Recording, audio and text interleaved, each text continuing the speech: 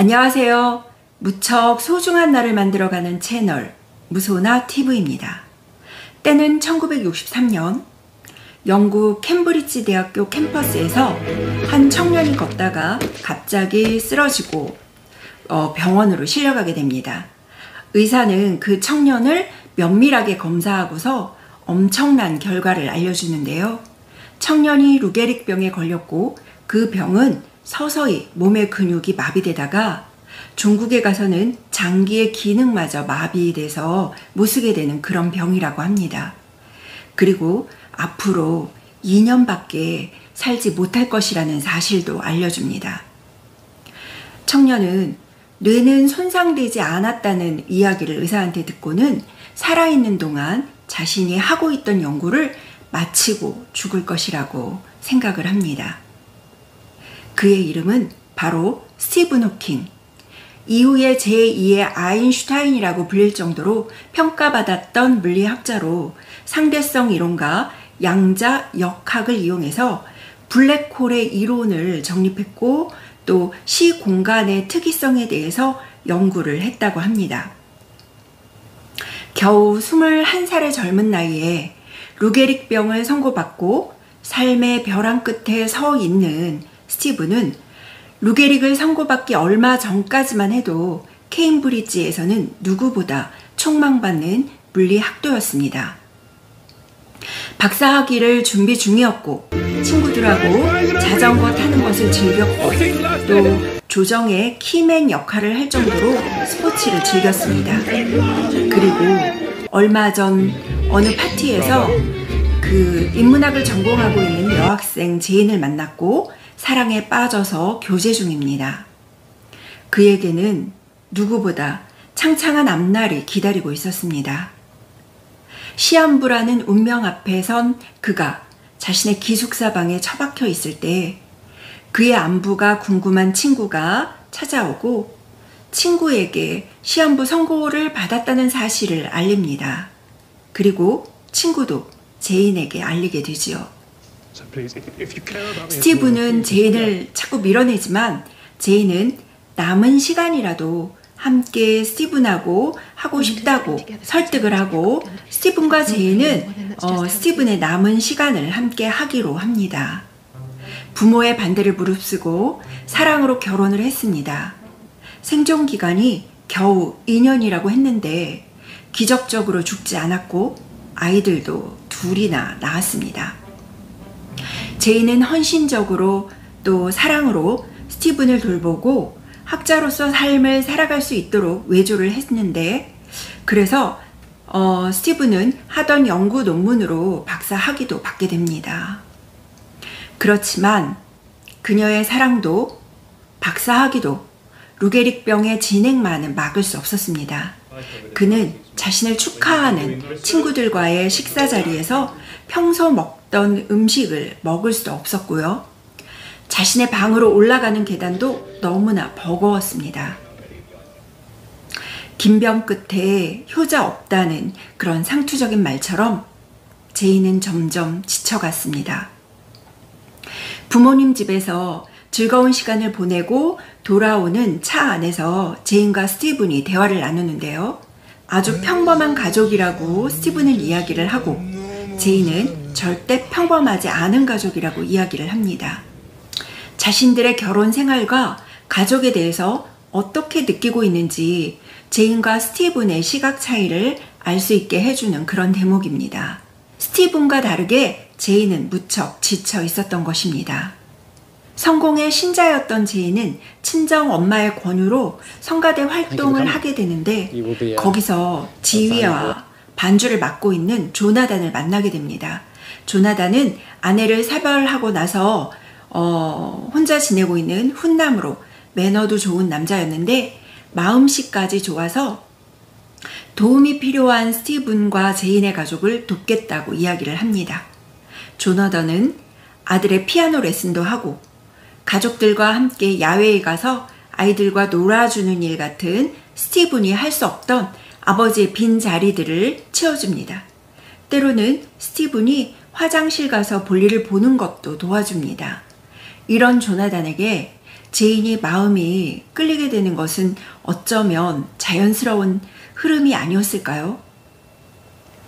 자신의 빈자리를 채우고 있는 조나단을 바라보는 스티븐의 표정은 왠지 모르게 씁쓸함이 묻어있는 것 같아서 안타까웠습니다. 그러던 중 제인과 스티븐 사이에 세 번째 아이가 태어나는데요. 조나단과 제인의 관계를 사람들이 의심스럽게 보고 수군수군 되었죠.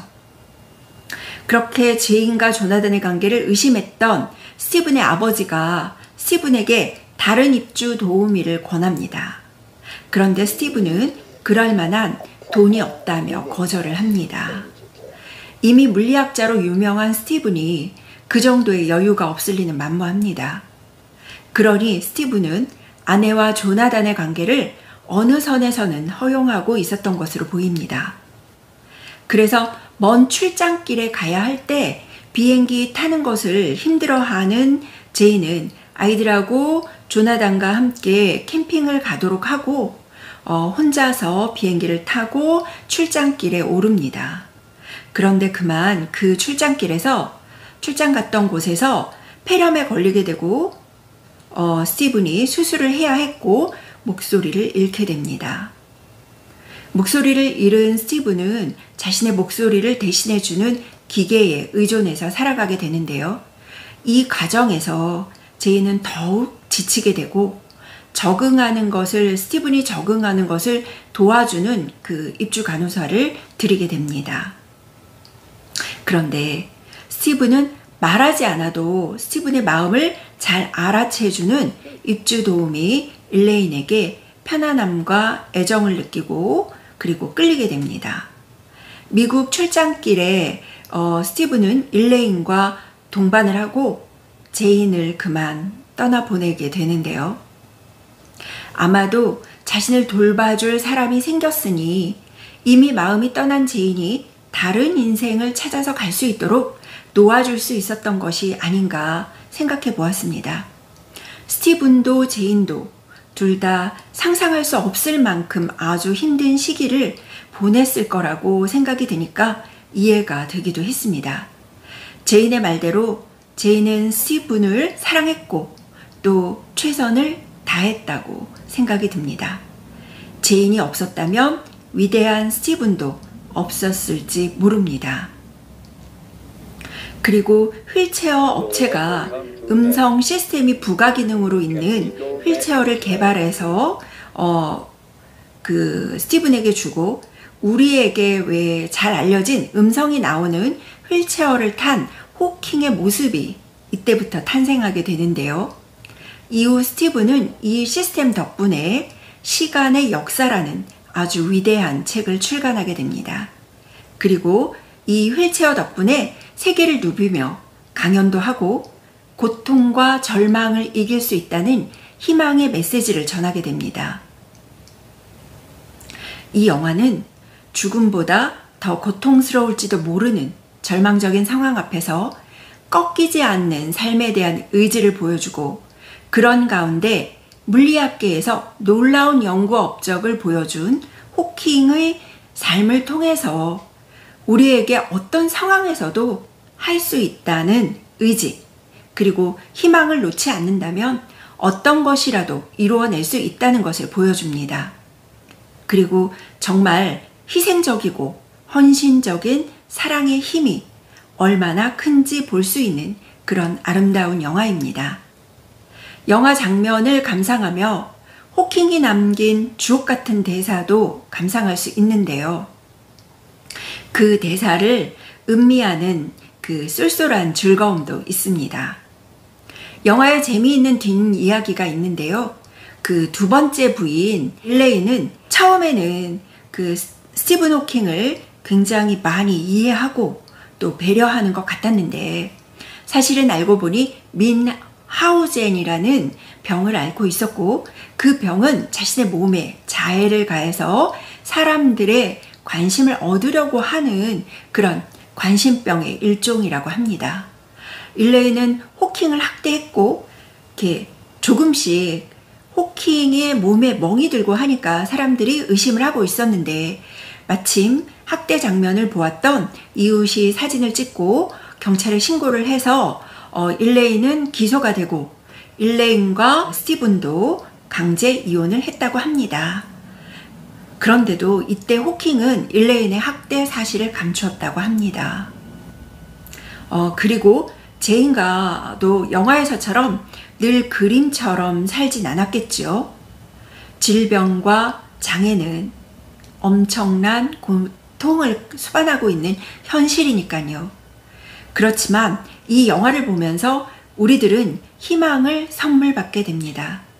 절망 속에 피는 희망이라는 처절하게 아름다운 꽃 한번 감상해 보시길 추천해 드립니다. 시청해 주셔서 감사합니다.